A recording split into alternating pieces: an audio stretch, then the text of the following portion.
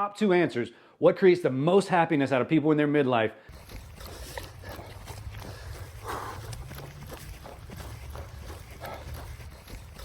It is well known that stress is the peaks in your midlife and happiness goes down in your midlife. We're under the highest amount of stress and we're receiving the lowest amount of happiness. Now, that doesn't mean you're not happy. We're often facing health challenges. We're facing stagnation in our career. We're being a caregiver for our parents or our kids or our spouse or ourselves. We're no longer pursuing love. We're no longer pursuing a career. We're no longer pursuing money in the sense that we need stability or security. We're no longer pursuing ourselves. We know who we are. Without those pursuits, we kind of feel like, well, what's left?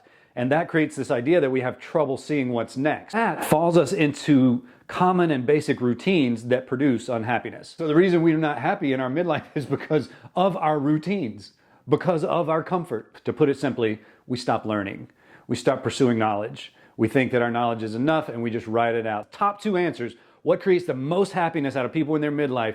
Meaning and control. So notice that money wasn't in the top 2. Hey, thanks so much, Kev. I'll take it from here. Appreciate you. Full transparency, I edited this video, finished it, and it didn't feel finished. It didn't feel complete. So I wanted to come back and add another part to it. When we're talking about meaning and control in our lives, especially through midlife, the meaning of life is growth. And when we get to our midlife, sometimes we feel like we're not growing. We're not progressing. And if we really look at the root of motivation, what motivates us to do anything, it is progress. That we're moving towards something, we're excelling, we're getting stronger, we're getting smarter. The progress is the real motivation. And so if you feel like in midlife, hey, I've lost my motivation to do things or don't have the energy, it's really because we're not seeing progress in anything, which means we're not trying new things or we're not learning in some kind of way. And if you can instill some progress in your life, you're going to find that motivation to move forward. Control is a very tricky word, especially in the world that I live in and the clients that I work with. Control is about feeling that you have a say, feeling like that you're not just floating on a stream, bumping into rocks, going wherever the river takes you. It really is about you're directing your life. And when we get to midlife, let's face it, kids, spouse, career, job, mortgage, car payments, all of these things become barriers to our fluidity.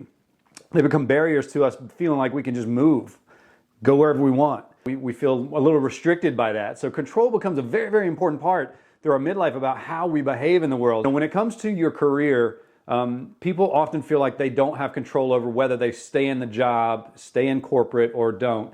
And that's where you would hire someone like me to help map out a transition strategy to take control back. Control is that you feel like you have a say in the direction your life is going, and you're not just stuck doing the same old routine over and over and over again. So I can understand why these 2 things made the number 1 and number 2 spot on this list. What we really need to be concerned with is this idea of progress. Let's make some choices. Let's do some work and let's move forward. So we need to go into that a little bit more and explain why meaning and control were number 1 and number 2 as far as happiness and lower stress during our midlife. And without those things, you can see where stress would easily creep in, because normally if you have meaning and control, those things are mechanisms to reduce your stress. So if you have high levels of stress, look around and say, where do I feel like I'm not in control? Where am I not applying meaning? Where am I not seeing progress? That's why the stress keeps going higher and higher. When you start doing the things that you control, your stress will go down a little bit. If you go for a hike, if you control that, hey, Saturday, go for a 10-mile hike, your stress will go down just by doing what you're doing. And so that's why in our midlife, stress and happiness generally aren't at an all-time high.